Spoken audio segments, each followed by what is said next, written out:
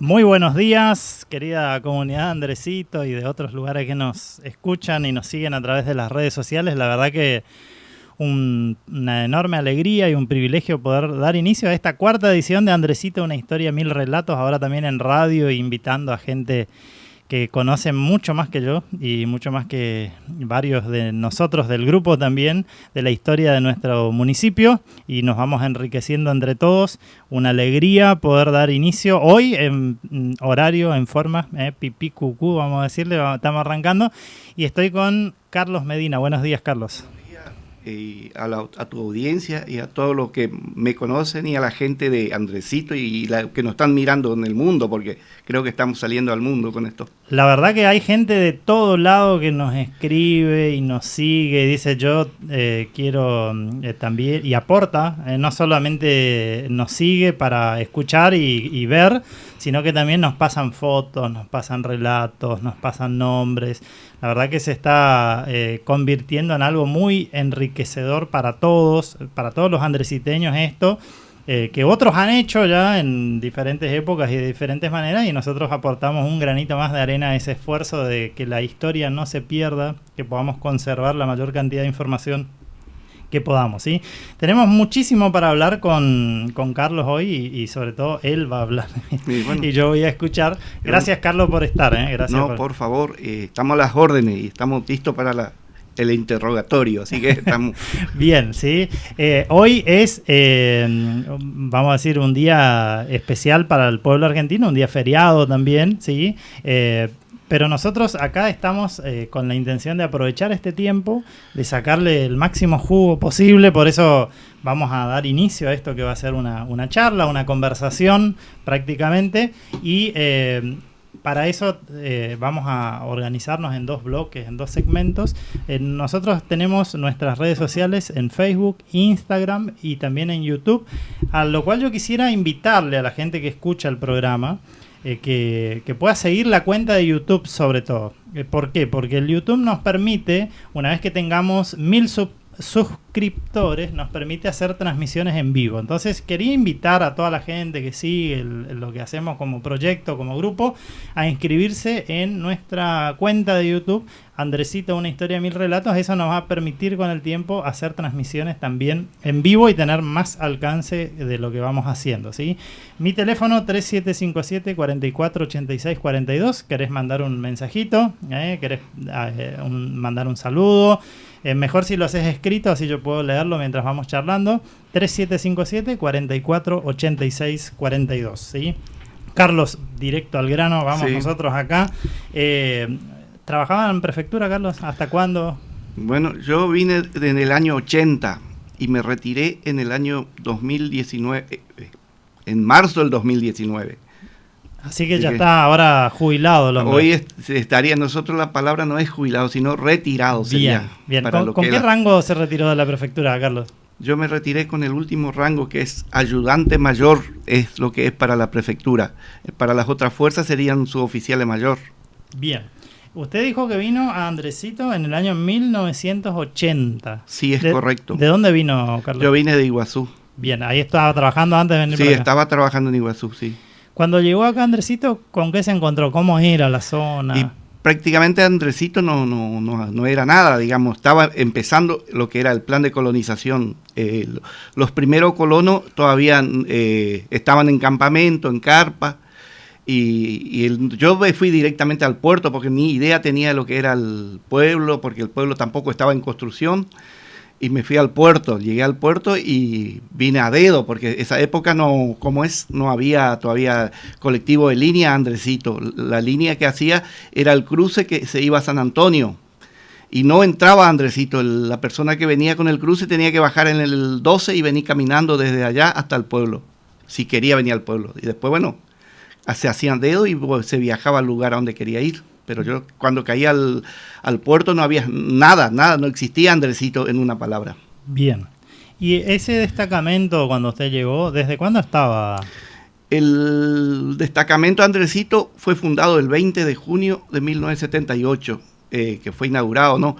Porque cuando se hizo el plan, se hizo el proyecto de hacer un control migratorio y aduanero para la gente que iban transitar por esa zona. Entonces se hizo el edificio. En un principio iba a estar la gendarmería, pero como teníamos un gobernador que era de la Marina y la prefectura dependía de la Marina, el tipo optó por traer la prefectura naval argentina a la zona de Andresito. Y de esa época está instalada la prefectura en Andresito. Bien, cuando usted llegó ahí, ya había otra gente que trabajaba entonces. Había, sí, porque del 78, y ya hoy prácticamente no recuerdo la gente que estaba. El encargado era de apellido Sam, había otro muchacho de apellido Duarte, y bueno, los otros ya no, ya la mayoría no recuerdo porque vio que pasó tanto tiempo. Bien, en el grupo veo que escribe alguien que Carlos Pintos estuvo Pues, de esa época. Sí, él estuvo también, él estuvo en esa época.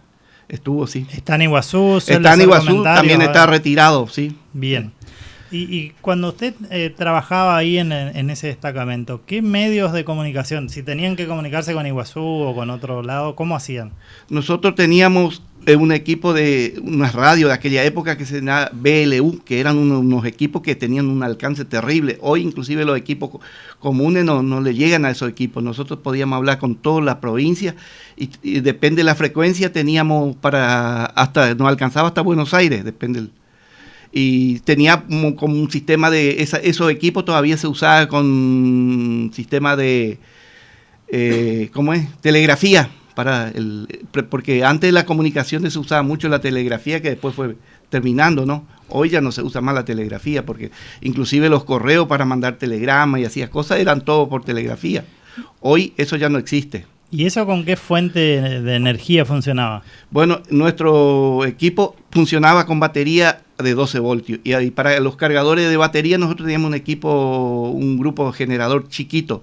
Entonces cada vez que faltaba batería se arrancaba el grupo y usábamos como luz y recargábamos la batería. Y con eso teníamos ciertos horarios para hablar, porque después se apagaba, el equipo no estaba prendido las 24 horas.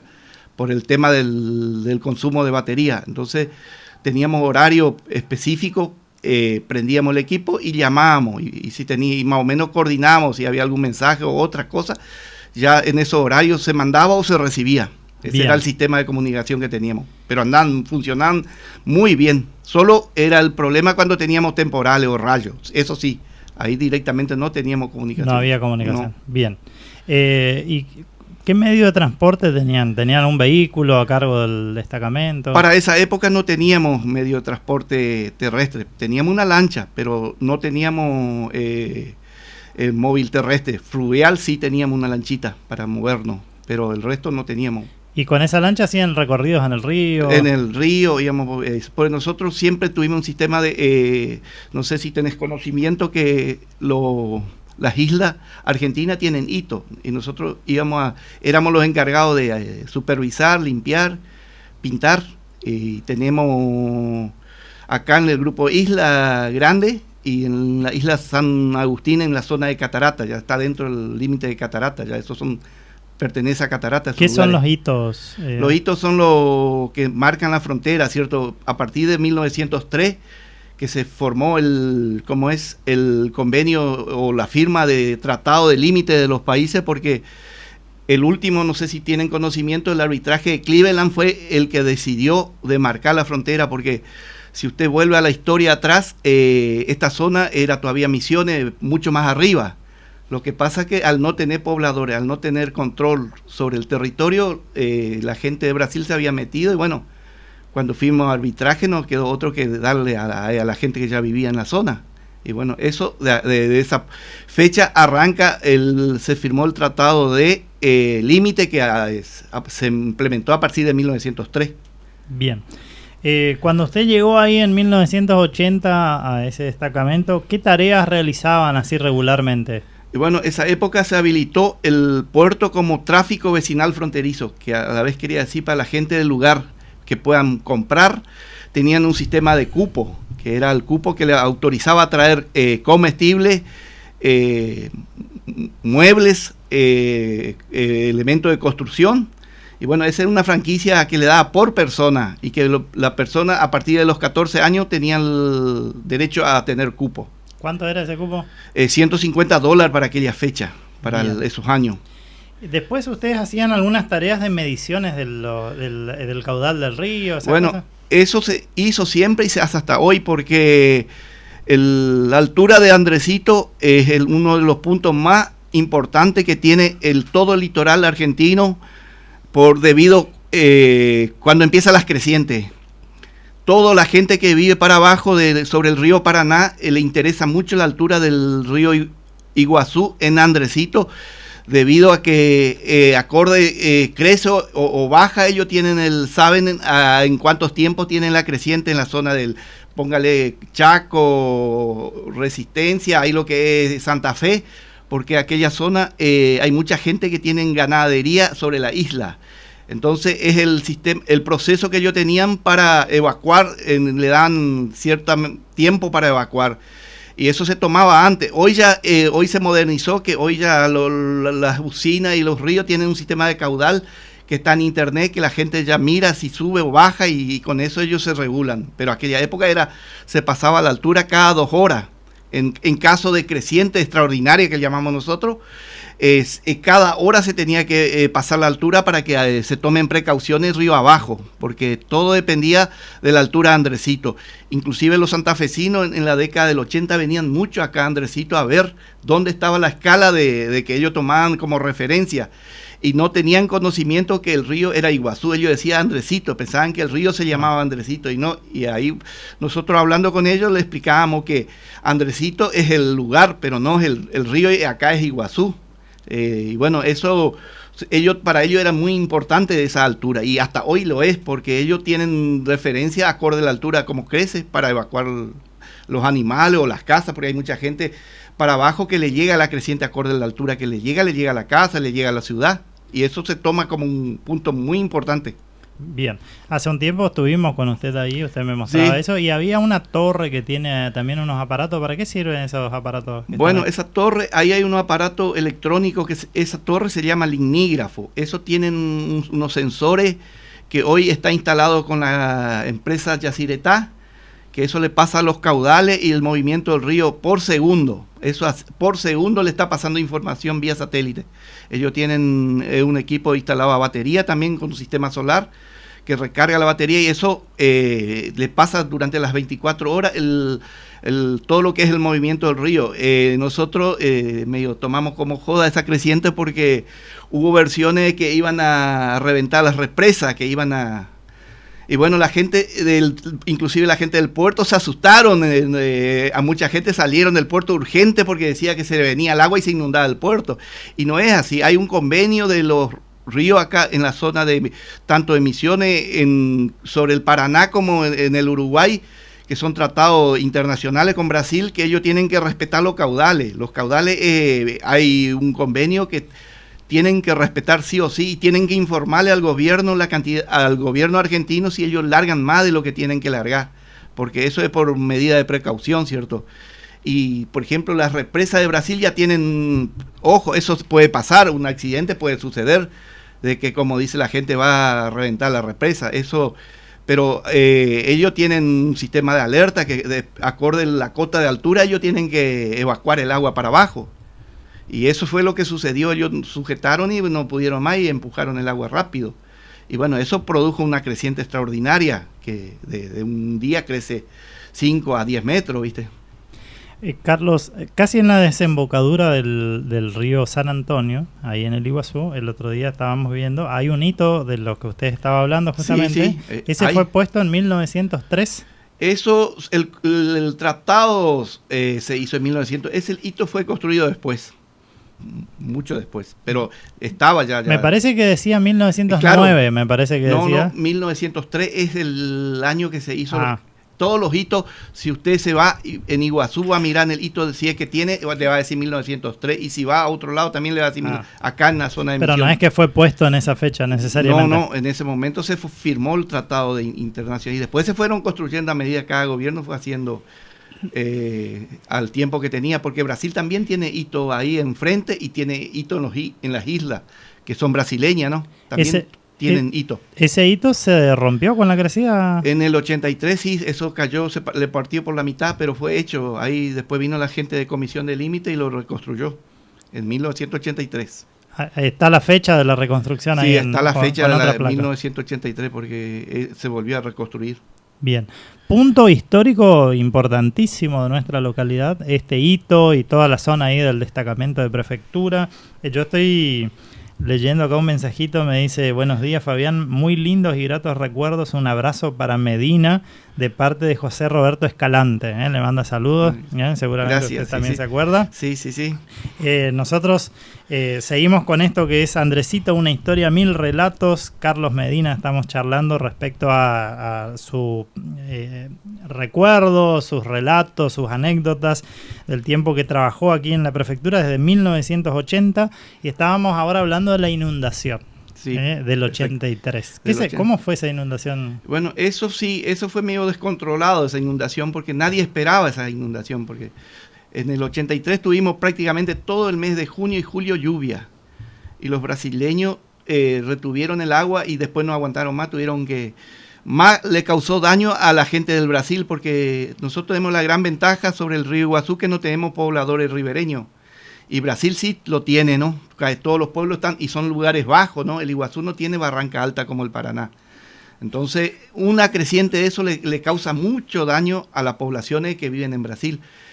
Nosotros, así como te estuve mirando, el puerto Lupión era una ciudad prácticamente en 1980-83, porque había línea de colectivo, había restaurantes, la gente de Andresito usaba para ir a Iguazú o Capanema, porque teníamos micro de línea que venía hasta el hito ahí brasileño a buscar la gente que hacía compra, porque en esa época no había puente.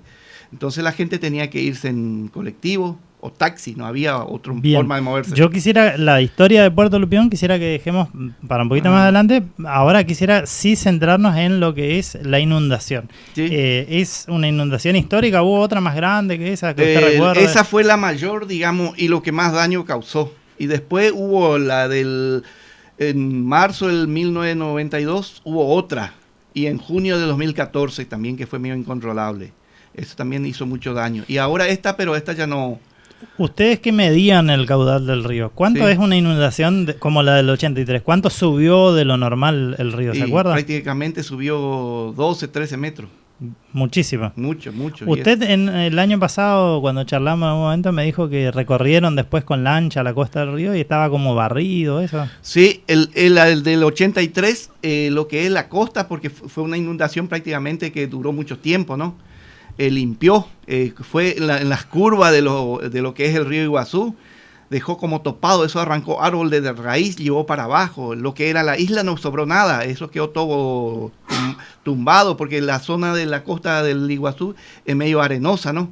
Entonces eso los árboles fue escarbando y arrancó con raíz y todo, la zona de lo que es acá, hasta la zona del parque, desastre hizo sobre la costa, y la isla también la misma cosa, fue el que más causó daño, lo que es hacia a la costa, a los árboles, a lo que es al medio ambiente, ¿no? No sé si se puede dar detalle o qué, pero en algún momento usted me había comentado como que se habían aparecido ciertos así vestigios de comunidades guaraníes, incluso algo de eso. Hay lugares en el que no. Pero en esa crecida quedó así como expuesto algo de eso, ¿o no? Quedó en ciertos lugares de las curvas, acá en la desembocadura del arroyo San Francisco, que acá en el Paraná se encontraban diente humano y vasija rota, que en un momento no le damos importancia, digamos, porque no teníamos idea de lo que podía ser, lo importante que podía haber sido juntar esas cosas. Y los guaraníes hacían sus sepulturas, vamos a decirlo así, dentro de vasijas. Por lo menos de lo que tenemos conocimiento, sí. Inclusive una vez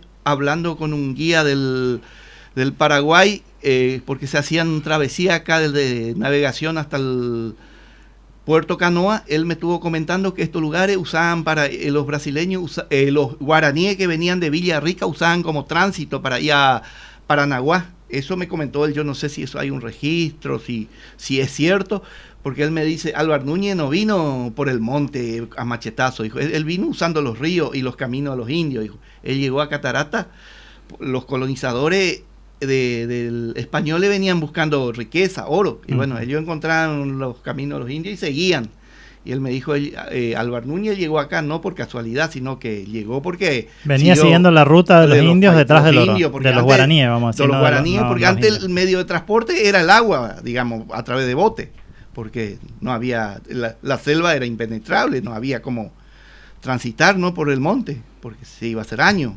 Bien, me escribe Lori, me dice: hola, buen día Fabián, excelente programa, lo estamos escuchando desde la reserva Cabureí. Quería saber cuál sería el nivel normal del río Iguazú. Saludos a ustedes, muchas gracias. ¿Cuál sería? Y el nivel del normal cuando está en épocas normales se maneja entre 0,50 y 0,90 hasta 1 metro. Ese es lo normal sería.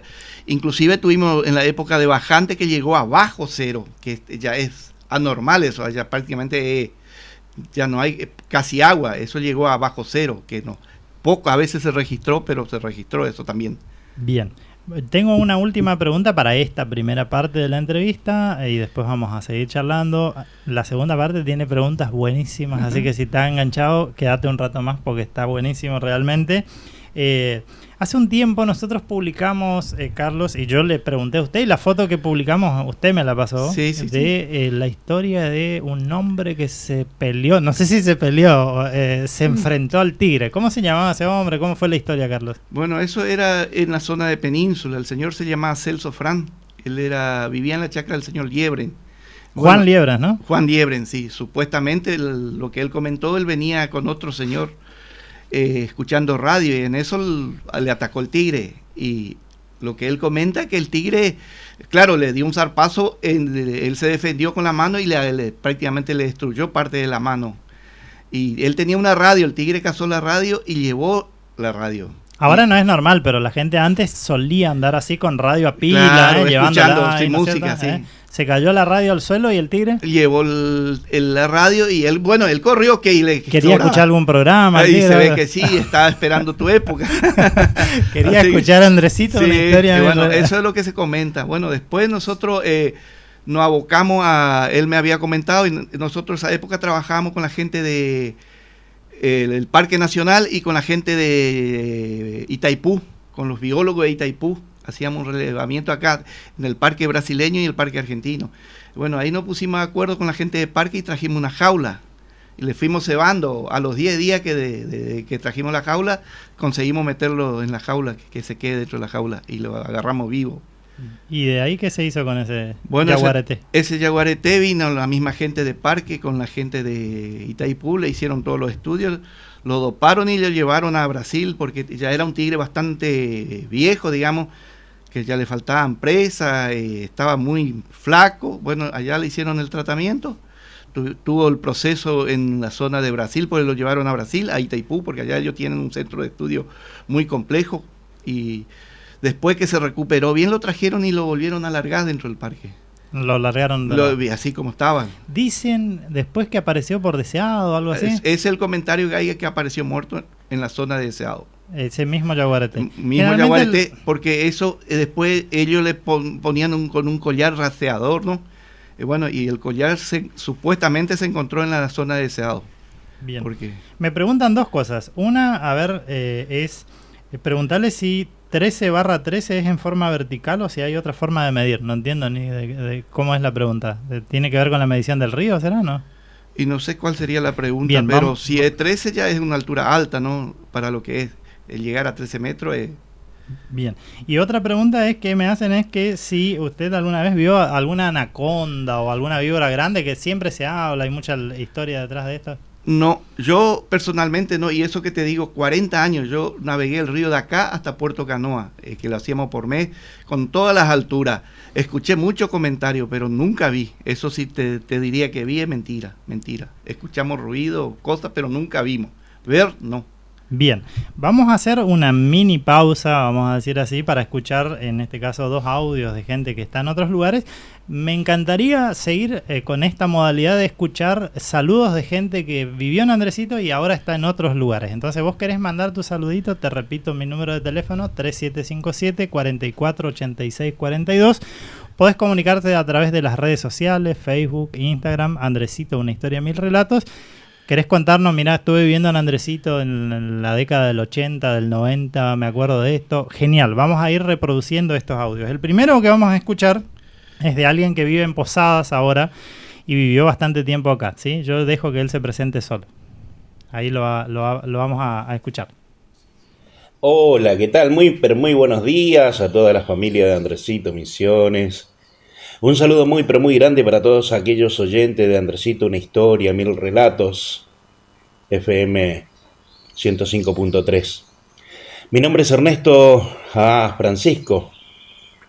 Estuve por esas tierras allá por el año 1995, para ser exacto, a partir del 1 de enero de 1995 hasta los años 2007, 2008 más o menos. Fui trasladado para aquellos lados trabajando como policía de la provincia de Misiones. Después trabajé en la estación de servicio, ahí de la zona del centro. He conocido tanta gente maravillosa. He compartido con mucha gente de ahí, una calidad de gente extraordinaria realmente. También trabajé en FMs, arranqué trabajando en la FM 104.1 junto a Jorge Orlando Sánchez, haciendo programas en los sábados y domingos, programa Rumor y Onda Tropical. También trabajé en la radio del señor Elvio Cáceres, fui uno de sus primeros locutores que tuvieron en su época, trabajando todas las noches de lunes a viernes en un programejo del día de la fecha, como yo decía siempre, ¿no? Donde he cosechado muchísimos amigos. Hacía el programa por 2 de 20 a 22 horas. Gran gente la de Andresito, muchísimas amistades, muchísimo por recordar. Gentes que hoy en día les estarán escuchando tal vez o mirando desde el cielo, como el señor Jorge Liendo. Si voy a dar tantos nombres, ¿no? Va a ser imposible. Relatos anécdotas que me gustaron muchísimo y me marcaron. La calidad, por supuesto, de toda la gente, del trabajador rural. Me he desempeñado en distintas clases de trabajo, dado que así es la condición del ser humano. Y lo que más me marca son fiestas, ¿no es cierto? A pesar de las amistades, a pesar de muchas cosas, ¿no? La fiesta del agricultor es una de las fiestas que más me agrada, me encanta de ese lugar, donde tuve la oportunidad también de dirigir una de las fiestas cuando ya tenía, no recuerdo si 6 o 7 años tal vez, la fiesta del agricultor. Tuvimos la oportunidad de dirigirlo cuando en esa época inclusive lo hacía el señor Rafael Suomela y el señor Luis Sosa, compartíamos también ahí, pasamos lindos momentos y bueno. ¿Qué decir? ¿Qué decir de la gente de Andresito? Gente cálida, trabajadora, humilde, con ganas de salir adelante siempre. Extraño todos los días de mi vida ese lugar. He hecho miles de cosas hermosas dentro de ese pueblo, que ya no es un pueblo, ya es una ciudad. Y desearles a todas esas personas, a esos trabajadores, a esos agricultores, una feliz Navidad, un feliz año nuevo para todos. Y los llevo siempre dentro de mi corazón a aquellas personas que me quieren bien y a las que no me pudieron querer tan bien. Andresito, una historia, 1000 relatos, FM 105.3, programa que se emite todos los días viernes por la mañana. Desearle lo mejor. Muchísimas gracias por darme la oportunidad de poder saludar a toda la gente y decirle que los extraño muchísimo. Desearle muchísimas felicidades para todos. Que Dios les bendiga y hasta pronto. Bien, escuchábamos ahí a Ernesto A. Francisco. Él me dijo, la gente acá le conocen como Guarda el Pomo. Y cuando yo escuché Guarda el Pomo, yo dije, era milico, seguro que tiene que ver con historia de pistolero, era re bravo el tipo. Y él me dijo, no, yo era más bueno que Lassi, me dice, el tema del apodo se debe a que él trabajaba en una radio en Posadas, que tenía un programa que se llamaba Guarda el Pomo Posadas. Y después vino Andresito y cuando hizo su primer programa de radio dijo, ¿qué nombre le pongo? Y Guarda el Pomo Andresito. Y de ahí quedó el apodo, todo el mundo le decía Guarda el Pomo, ¿sí? Un saludo especial para Ernesto, Guarda el Pomo. Dice que le dicen solo Pomo incluso. Así que un saludo y un cariño especial. Gracias por sumarse. ¿Querés mandar tu saludo? Va a ser bienvenido acá. Vamos a reproducirlo, como les decía hace un momento, ¿sí? Me escribe ahora... Claudinho Sapiesinski, anoche nos estábamos comunicando, estaba desde antes del 80 acá también con su familia, y dice, estoy escuchando el programa, saludos a Carlos Medina, muy importante relato, dice, y estábamos, antes de ir al audio de Ernesto, estábamos hablando de la crecida del río Iguazú y cómo era la forma de medición, que ahí nos va a explicar Carlos cómo se hace eso de medir el caudal del río. Bueno, para el señor que hizo la consulta, la altura de los ríos acá en Misiones se toma de la altura cero del río de la Plata. Las escalas están orientadas en esa posición y es vertical. Se toma del punto cero de la altura del río de la Plata y ahí van tomando acá, van colocando las escalas y se toma en forma vertical para que el señor tenga conocimiento. Bien, Sergio preguntaba esto. Sí. Bien. Vamos a escuchar otro audio ahora, también de alguien que está viviendo en este caso en San Ignacio, y nos manda también un saludo y él también se presenta, así que lo escuchamos. Muy buenos días, les saludo a ese gran grupo, ¿no?, que conforman y llevan adelante ese lindo proyecto de reconstrucción y recuperación de lo que fue y sigue siendo Comandante Andresito. Soy David Enríquez, todos me conocían por Enríquez ahí. Yo llegué en el año 1993, el 23 de febrero, con exactitud. En ese año se creaba una sección de gendarmería, que en ese entonces era Almirante Brown, y estuve 20 años viviendo. Por eso me siento parte de lo que es hoy Andresito, ¿no? Parte de mi vida lo viví ahí, hice muchas amistades, tengo mucha gente conocida por medio de mi trabajo, y del fútbol también, porque esa era otra de mis debilidades, jugar al fútbol. Tengo varias anécdotas en lo que es el parque, ¿no? Sí, en los caminos, ese tiempo eran los caminos intransitables. Justo a mí me tocaba hacer guardia del otro lado del parque, era el control de la ruta 101, ¿no? Y era imposible de ir, en vehículo, si llovía nadie pasaba. Los únicos vehículos que iban sí o sí era Vicente Urbina. Vicente era el clearing del banco en ese tiempo. Y el otro era Don Nito Saurac. Ellos se conocían la ruta de memoria. Así que me tocó varias veces con ellos empujar vehículos, sí, porque habían por el camino, quedaban colectivos y todo. Sí, era difícil, esos tiempos era difícil. Y más que nada mi trabajo que tenía que estar sí o sí, ¿no? Sí, un día me tocó ir con Saurac, eso siempre me acuerdo, ¿no? Lo llevo presente hasta el día de hoy. Y bueno, íbamos bastante rápido y la ruta estaba bastante pastosa, había el barro y tenía que sí o sí salir del otro lado. Y me dice, mirá, amigo, me dijo, si vos llegás a manejar en este camino, a ser chofer acá, me dijo, y pasás la prueba, me dice, sos chofer en cualquier lado, me dijo. Y eso me quedó, grabado, así que había que sí o sí aprender en los caminos, ¿viste? Sí o sí había que aprender. Y bueno, eso uno lleva como experiencia. Así que eso es parte de mi vida ahí en Andresito. Así que sí, tengo mucha historia, mucho recuerdo. Sí, sí, así que, y bueno, saludo a esa gente que sigue trabajando por que Andresito sea una ciudad, ¿no? Próspera. Así que bueno, saludo para toda la gente ahí.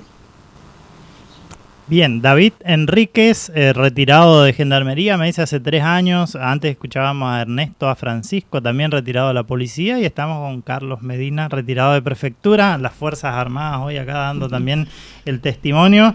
Y David, que le mandamos un saludo grande, decía que vino a trabajar a Almirante Brown. ¿Por qué se llamaba Almirante Brown, Carlos?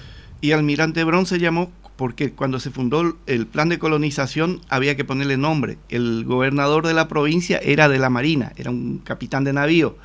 Entonces él puso en homenaje a la gente de la Marina como Almirante Brown, que después a la larga se vino a hacer Andresito. Bien, porque habían como 3 nombres, ¿eh? Era comandante Andresito, bueno, comandante Almirante Brown. Andresito se vino después, ya después de que volvió la democracia. En un principio era solo Almirante Brown. Almirante Brown, inclusive hoy hay el correo, los papeles, hay varios papeles que te llegan con esa... Todavía. En internet uno compra algo y hay páginas que sí, todavía siguen. Sigue como porque debido a que el gobernador de la provincia de Misiones era de la Marina, entonces él hizo esto como Almirante Brown. Entonces después con la democracia se fue cambiando, ¿no? Bien. El centro era Almirante Brown. Hablando de los militares, usted llegó, hoy estábamos charlando, conocer al teniente coronel Homero Enrique Jauregui. ¿Lo conoció en persona? ¿Tuvo trato con él? Tuvimos trato, porque él cuando estuvo, porque él era el coordinador, los primeros jefes de acá se llamaban coordinador del plan de colonización Andresito. Y él era costumbre de él, entre las 6 y 7 de la mañana ya te estaba cayendo en un lugar. Él iba a tomar mate con nosotros a las 6 de la mañana, él estaba en el puerto, iba a tomar unos mates, después salía a hacer la recorrida. Y él era muy estricto en el tema de los horarios y era muy exigente con la gente, él era muy estricto en esa parte, era un tipo muy laburador, porque él, para estar con el cargo que él tenía, él no tenía por qué preocuparse, pero a las 6 de la mañana él ya te estaba cayendo y le gustaba tomar mate a esa hora. Y con él siempre teníamos trato porque él se iba al puerto cuando le quedaba tiempo, siempre iba a tomar mate, pero siempre bien temprano. Usted dice que hoy me contaba que cuando él ya no estuvo, eso se sintió acá, ¿no? Claro, porque él vino él fue el eje, él tenía mucho poder, él te decía, sí era así, él decidía y tenía mucho contacto con la gente de Posada, él decía, sí era así, no había marcha atrás, y él vino con el proyecto, porque el primer tramo era la colonización Andresito. La segunda, que mayoría de la gente no conoce ni tiene idea, era Soberanía, se llamaba. Soberanía se llamaba el otro plan, que primera entrega se iba a hacer todo dentro del plan de colonización Andresito, que abarcaba todo Andresito. Después la otra parte iba a ser el plan de colonización que se llamaba, para él se llamaba Soberanía, que lo que hoy es integración, que después él falleció ya en esa etapa, él ya no llegó a integrar vino la democracia y cambió también el nombre de integración a lo que era Soberanía a integración. Bien, qué interesante información, ¿sí? Y hablando de la zona fronteriza, Carlos, ¿cómo era la relación con la gente, con los brasileros? Porque el fundamento, por lo menos que uno encuentra muy breve, lamentablemente escrito acá de la zona, dice que el plan de colonización se implementó para frenar el avance de los brasileros. ¿Cómo vivió usted la relación con los brasileros cuando llegó acá en los primeros tiempos? Lo que pasa es que el plan de colonización ya lo habían trazado los militares en la época del 76, cuando se trazó, porque eso se trazó en 1976, que era el ministro del Interior, era un general Albano Arguindegui, vino a esta zona, sobrevoló, bajó ahí en la zona del puerto con un helicóptero del ejército y vio que la gente hablaba en portugués, los caminos eran muy escasos, prácticamente no había camino hacia la frontera, entonces... Y venía un conflicto con Chile, que también se apresuraba ahí que iba a salir una guerra con Chile. Y Brasil, en esa época, hubo lugares, yo no sé si intencionalmente o no, había mapas de Misiones que figuraba como brasileño. Entonces, él urgente volvió a Buenos Aires, proyectó un plan de colonización, trazó el plan, y bueno, acá quedó a cargo del coronel lo dejó a cargo acá, y él fue el que vino, hizo las primeras entregas, las primeras mensuras, porque esa época todavía se hizo medio apresurado las mensuras, la gente que estaban haciendo la mensura varias veces usaron el puerto como base, porque Andresito no tenía nada. Había un grupo de agrimensores que estaba el señor Carlos Caña, que era el que estaba a cargo de la topografía, y después tenía otro señor que le acompañaba, que también era acá Andresito, Marino Rodríguez, el indio Benito. Esa época también le acompañaba Rachel, que le decían Lenchi, que después pasó a Bosque, y el señor Liendo, eran de ese equipo, los que estaban haciendo la mensura. En el medio, perdón, vamos haciendo lectura de saludos. Le manda saludos a usted Juan Carlos Argüello, entiendo que está en Posadas, sí, seguro se acuerda de él. Sí, él también fue vecino nuestro. Él es prácticamente un vecino que se crió con la gente de prefectura, jugando fútbol, estando en prefectura. Bien, ¿sí? Saludo entonces a Juan Carlos, que está escuchando el programa. Y el trato con la gente de Brasil. Ustedes ahí que estaban, vamos a decir, como autoridad de frontera, ¿cómo era la relación con los hermanos brasileros? Nosotros dentro de todo no tuvimos grandes inconvenientes, porque la gente éramos muy allegados a ellos, porque acá nosotros dependíamos mucho del Brasil. Nosotros teníamos un enfermo y teníamos que evacuarlo a Brasil. Teníamos cualquier problema, era Brasil, porque no teníamos acceso. Uno, que no teníamos vehículo para la época, y tampoco recursos para evacuar urgente para afuera. Entonces acá, esa época, como te comentaba, existía el camino del colono, que pasando había un pueblo que se llamaba Jardinópolis, que había una clínica que era... el doctor era un boliviano que era familiar del señor Eberlin. Entonces muchos por contacto y por conocimiento con el señor Eberlin iban para allá, y bien, el que no se iba a Capanema. Era más fácil cruzar el río en la lancha que salir acá a Iguazú, porque acá inclusive era Iguazú El Dorado, no había medio, prácticamente había un doctor, pero los fines de semana, los primeros tiempos, el doctor se iba para afuera, no quedaba nadie. Bien, seguimos hablando de Brasil, en este caso Porto Lupión, que hoy ya lo mencionamos. Sí. Cuénteme qué sabe usted de Porto Lupión. ¿Llegó a ser como una ciudad de eso?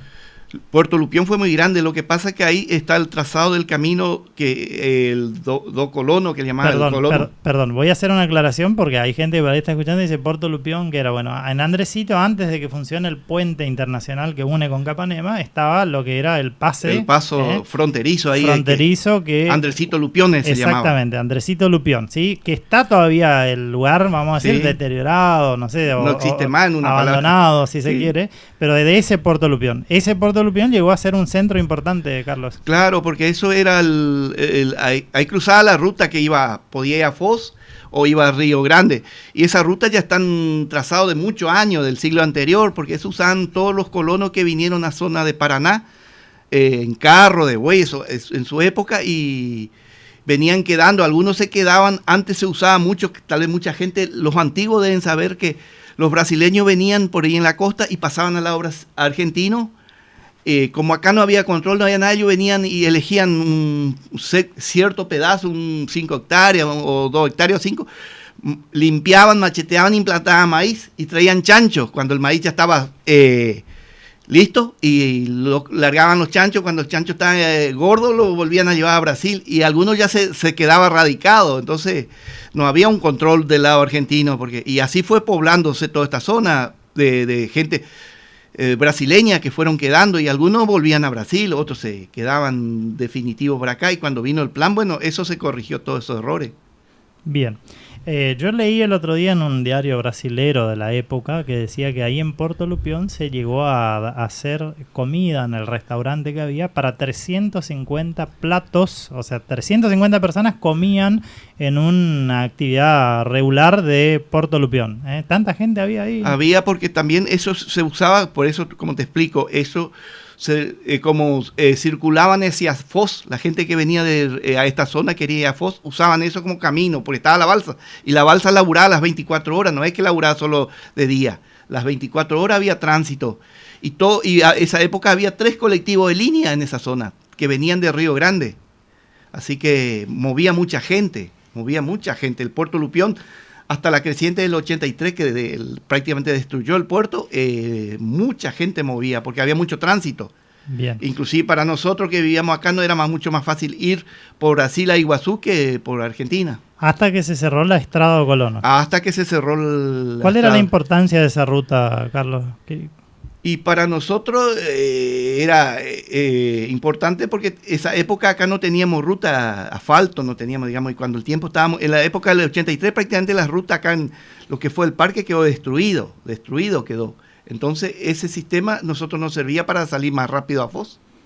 Bien. A Foz y a Iguazú, digamos. Siguiendo con esa zona que usted trabajaba enfrente, en una época hubo un asalto al comercio de Luisinho Medina. ¿Cómo fue eso? ¿Él perdió un ojo en eso? Sí, a él le asaltaron cuando fue un sábado a la noche, no me acuerdo la fecha, pero sí, le asaltaron y le pegaron un tiro en el ojo. Él tiene un ojo perdido por ese asalto. Y bueno, y el procedimiento hicimos nosotros, pero digamos, le robaron una caja fuerte y trajeron a la Argentina.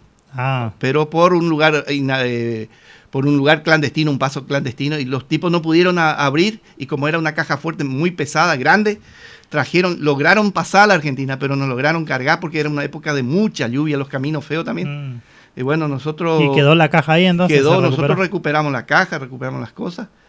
Y más o menos después, porque la investigación de ese asalto lo hizo la policía brasileña con la policía de Andercito. Bien. Nosotros hicimos nuestra parte, solo que fue secuestrar la caja, hacer el procedimiento que correspondía y después reintegrarle por orden del juzgado lo que estaba dentro de la caja fuerte. Bien. Charlando con usted me dijo en algún momento que el puente que une Andresito a Capanema estaba planificado en otro lugar, Carlos. Exactamente, porque acá hay mucha gente que por ahí no sabe las rutas acá.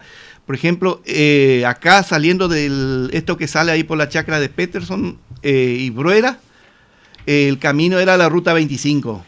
Y eso se iba hasta el puerto, giraba, iba a 25 bis y lo que sigue por la Blanquita sigue siendo la ruta 25 hasta Cabureí. Bueno, eso después de que se hizo el asfalto, eso quedó como ruta 19. Y esa ruta pasaba por la chacra del señor Esmanioto, más a la derecha, un poquito más a la derecha donde está la mandioquera, que le dicen hoy la fábrica de almidón. Y giraba en semicírculo, iba de vuelta, salía ahí donde está la chacra del señor Milinzú. ¿Había un mercado por ahí en una época? Había que se llamaba El Rebaloso, que era de Cruz. El apodo de él era El Rebaloso. Entonces ahí estaba. Bueno, en ese sector hoy está, inclusive el plan de colonización, eso lo había dejado un pedazo de terreno para la gendarmería. Y ahí va a ser el puente. Después, bueno, como te dije, vino la democracia y fue cambiando todo. Se cambió los sectores, los lugares, y se llevó el puente más abajo. Pero el puente tendría que ser más acá, en el primer proyecto, ¿no?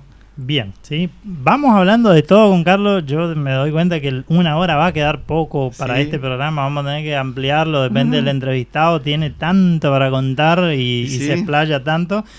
Vamos saltando de un tema a otro, pero bueno, tenemos una hora más o menos de programa, así que vamos dando un pantallazo. En otro momento lo vamos a esperar de nuevo seguramente. Algo interesantísimo, que también está en la página. Si no seguís la página Andresito, una historia, 1000 relatos, Facebook, Instagram, tenés que seguir porque vamos compartiendo las cosas. Esta entrevista va a estar grabada ahí también. De un aeropuerto que teníamos, Carlos. ¿Teníamos aeropuerto nosotros? Claro, porque el plan de colonización cuando se hizo se trató dentro de la geopolítica. Ellos hicieron una pista de aterrizaje para evacuar enfermos, porque no lo hicieron por razones militares con más alcance para que no bajen aviones grandes. El sistema era por si había conflicto que no se usaran para sacar provecho, ¿no? Entonces tuvo mucho auge en la década del 80. La provincia tenía un avión que se llamaba el Arabá. Ese cada 15 días bajaba ahí y si había enfermos evacuaba a Posada y había que traer pasajeros, traía totalmente gratis. Hacía una escala en El Soberbio y después Andresito, y de acá vos calzaba la hora y el día que vos estabas, podía ir a Iguazú porque ellos hacían combustible en Iguazú. Hasta Iguazú te llevaban y no tenía costo. Así que eso estuvo trabajando mucho tiempo. Después se fue cayendo y se quedó sin nada. Pero hay igual gente que vive ahora ahí donde es la vive. pista. Después se pobló la zona. pero igual ese aeropuerto después se arregló, porque en un momento era solo una pista. Después la empresa Maceva le emparejó y levantó como 5 metros de tierra, hizo una pista hermosa que quedó abandonado, pero por ejemplo la empresa Ratti usaba esa pista para traer la quincena, toda la quincena lo hacía a través de ese aeropuerto. El mismo Ratti venía en avión, bajaba allá y el señor Sommer lo esperaba y lo traía que él venga a pagar a la gente. Después usaban gente particular. En una época estaba un señor de apellido Daniel que tiene la chacra, que hoy ya no es más de él, allá en Península. Él era socio del Aeroclub, entonces él usaba esa pista para ir y venir en avión. Venía. Después la prefectura usó muchas veces. Inclusive ahí bajaban nuestro helicóptero. Uno de los helicópteros que venía y que bajaba ahí. Después en el 83 quedó en la Malvinas. Con la guerra eso perdimos en la Malvinas. Un helicóptero se llamaba Papa Alfa. Era la sigla que usaba la prefectura. Ese helicóptero quedó en la guerra del 82 en la Malvinas. Que usábamos acá. Traía combustible, traía gente. Y siempre se operó mucho tiempo. Después usaban la gente que querían usar en forma particular porque no había un control, digamos. Era el que tenía un avión y quería bajar ahí, bajaba. Solo que no era indiscriminado. Hay gente que recuerda de fiestas y cosas que se hacían paseos en avionetas. Y venían, bueno, el Aeroclub El Dorado venían a hacer paseo. Ellos venían y hacían paseo, te cobraban y te daban una vuelta sobre la zona. Eso existió hasta la década del 90 y algo, creo que fue, o 2000, no sé. Usted mencionó cuando estaba hablando a Sommer, ¿sí? El que estaba a cargo de la construcción de la empresa Ratti. Antes, en el plan de colonización, hubo una empresa que se llamaba Comisa acá, que estaba trabajando Campo, el carnicero que nosotros conocemos así. Corporación Misionera. Exactamente. Ese fue en algún momento le vamos a invitar a Campos a que venga a contar acá también. Pero bueno, esta semana lamentamos la pérdida de don Juan Antonio Sommer. Justamente le mandamos un cariño grandísimo a la familia, y como grupo lamentamos de no haberle hecho entrevista, pero yo estaba revisando estos días unos archivos ahí de entrevistas que hice el año pasado, así en forma individual, y tengo más o menos 20 minutos de audio de donde don Juan Sommer cuenta dónde él nació, los hermanos. Él tenía un hermano gemelo, por ejemplo, cuenta cómo eran sus padres, dónde estudió, cómo vino a parar acá a Misiones, a Andresito puntualmente, las construcciones que hizo, porque el otro día yo publicamos a modo genérico, que fue responsable de muchas construcciones, y ahí, bueno, él en el audio detalla 364 viviendas en la primera etapa, después 20 acá, y después hizo esto y esto y esto. Vamos a editar eso y en el momento vamos a compartir, ¿sí? este archivo de don Juan Antonio Sommer. Volvemos a mandarle un cariño a la familia, ¿sí? Otra cosa que tuvo el puerto de Andresito fue un cementerio, Carlos. Tuvo un cementerio porque el primer cementerio dentro de la zona era Caureí, pero los pobladores que vivían en esta zona hicieron un cementerio ahí en la zona del puerto y quedó allá. Quedó después, cuando el plan empezó, se vino el cementerio al centro, digamos, y la gente que quedaron enterrada allá quedaron allá, ahí cerca de la escuela, en la chacra que es de la familia Ferendiú. Hay un cementerio abandonado ya. Ahora ya no hay ni rastro de nada. No hay ni rastro porque después... Hay un yerbal encima. Un yerbal encima, sí. No existe más ese cementerio. Eso quedó en la historia, digamos. Que hoy mucha gente no lo sabe.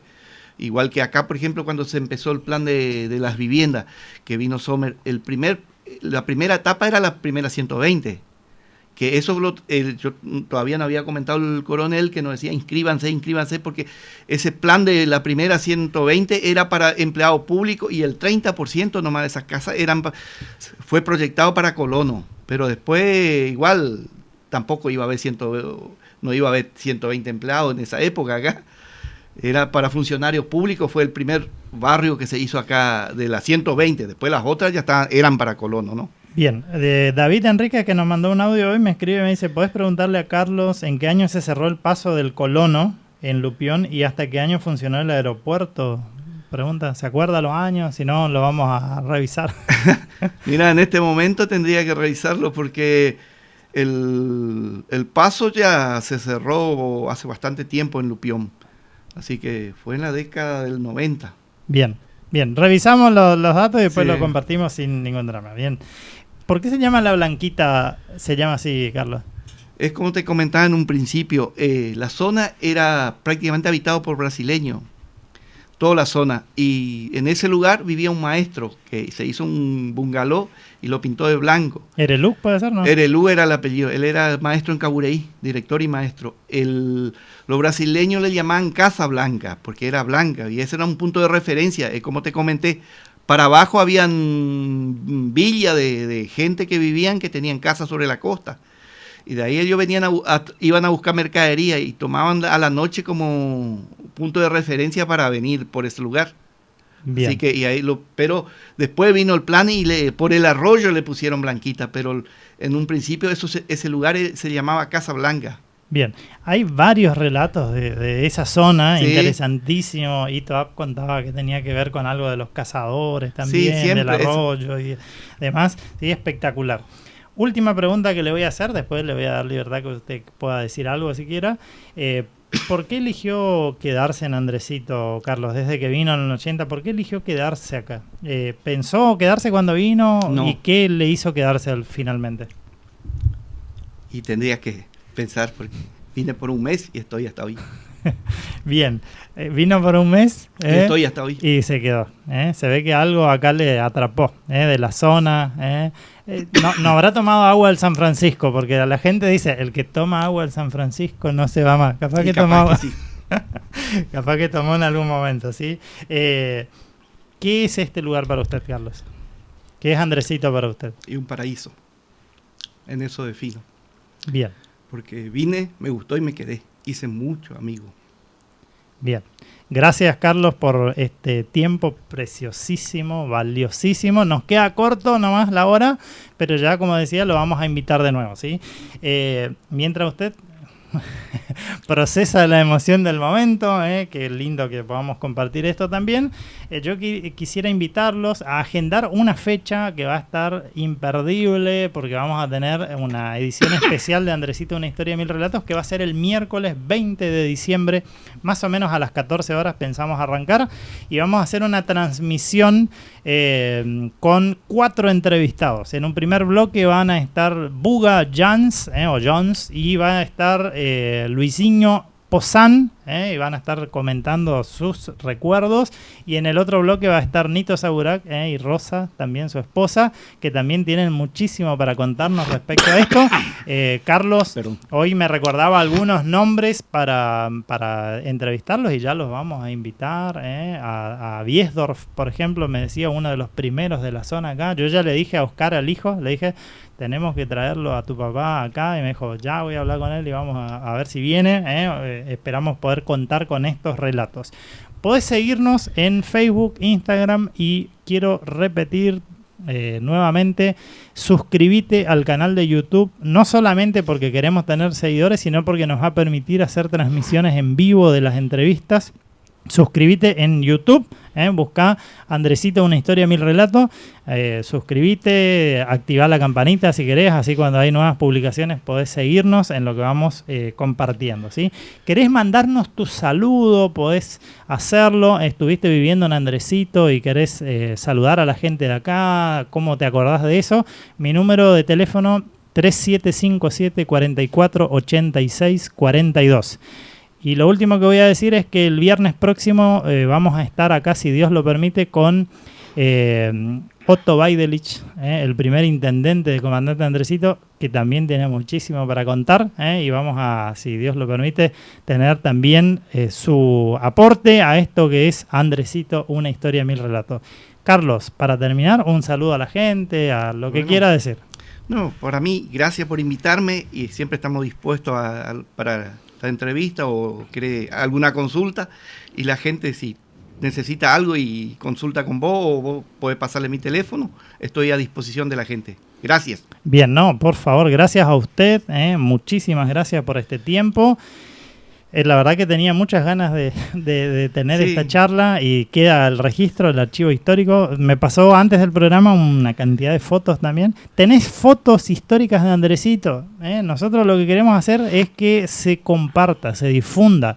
No importa el crédito, se le otorga el crédito a quien es el dueño de la imagen o del archivo, porque cuando se comparte mucho esto no se pierde, ¿sí? Si yo me lo guardo, hay un riesgo de que eso cuando yo no esté, mis hijos lo agarren, lo tiran, no le dan importancia, pero si yo lo comparto con otros, esto se conserva, ¿sí? Y todos estos archivos que vamos generando va a servir de material a futuro para un libro, para contar la historia de nuestro municipio con distintos relatos y testimonios de gente que vivió en primera persona esto. Gracias, Carlos, nuevamente. Nosotros, Dios mediante, nos vamos a encontrar el próximo viernes a las 9:30 de la mañana. Vamos a quedar ahora escuchando el capítulo 4 de lo que fue el desfile histórico alegórico de el aniversario por los 43 años de Andresito.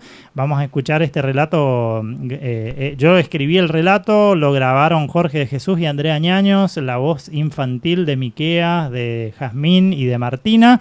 Y vamos a repasar también con este relato de cierre de esta edición de hoy parte de nuestra historia, ¿sí? Seguimos nosotros a disposición. ¿Querés contactarte? ¿Querés enviarnos alguna información, algún archivo, como decía, alguna consulta, propuesta de gente que tenemos que entrevistar? Vamos a estar acá. El programa va a empezar a reproducirse los sábados a las 7 de la tarde, después del programa de TT Kibis, así que si no lo podés escuchar los viernes a la mañana, te podés sentar tranquilamente el sábado a la tardecita con un mate, una chipa amasada ahí con dulce de zapallo, y a escuchar historias de nuestra localidad. Un gusto estar con ustedes nuevamente, un abrazo grande a todos, a la gente de las colonias que nos escucha también. Gracias a Dios por esta oportunidad. Nos vemos.